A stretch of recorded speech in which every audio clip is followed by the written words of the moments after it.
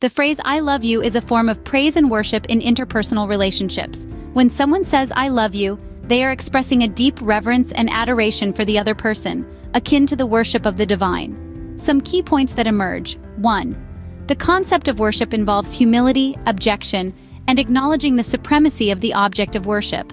In saying "I love you," the speaker is humbling themselves before the beloved and recognizing their profound significance. 2. Worship has both internal, emotional, and external behavioral elements. "I love you" expresses the internal feelings of reverence and devotion, which are then reflected in external actions of care, support, and prioritization of the beloved. 3. The listener's interpretation of "I love you" is crucial. They must hear it the right way in their own mind, understanding the depth of feeling and commitment being expressed. This reflective process is part of what makes the statement a form of worship. 4. Worship is often associated with the divine or sacred, but in interpersonal love, the beloved is elevated to a similarly revered status. The God within the other person is being recognized and praised. 5. Just as religious worship fosters a sense of intimacy and connection with the divine, expressing love through worshipful praise deepens the bond between partners. It is a way of sacralizing the relationship. In essence, the simple phrase "I love you" can be a profound form of interpersonal praise and worship when uttered with sincerity and received with understanding. It is an acknowledgement of the divine essence within the beloved, an expression of humility and devotion, and a means of deepening intimacy and connection. By reflecting on the true meaning of these words, the listener participates in the sacred experience of being worshipped through love. The phrase "I love you" can function as a form of praise and worship because the "you" being addressed is reflected and revered in the mind of the listener. The listener's internal mirroring and elevation of the "you" is what gives the statement its worshipful quality. Some key points that emerge. 1.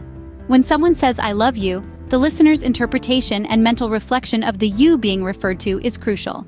If the listener hears it the right way, they will understand the statement as a form of reverence and adoration. 2.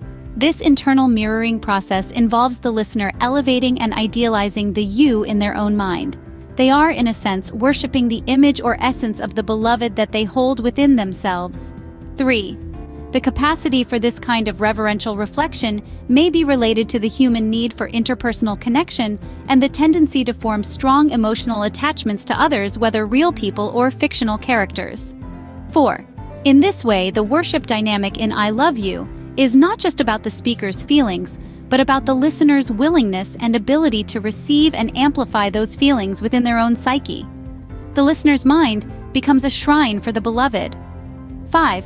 This understanding of love as worship through mental reflection could have implications for how we think about the role of imagination, idealization, and projection in romantic relationships and interpersonal dynamics more broadly.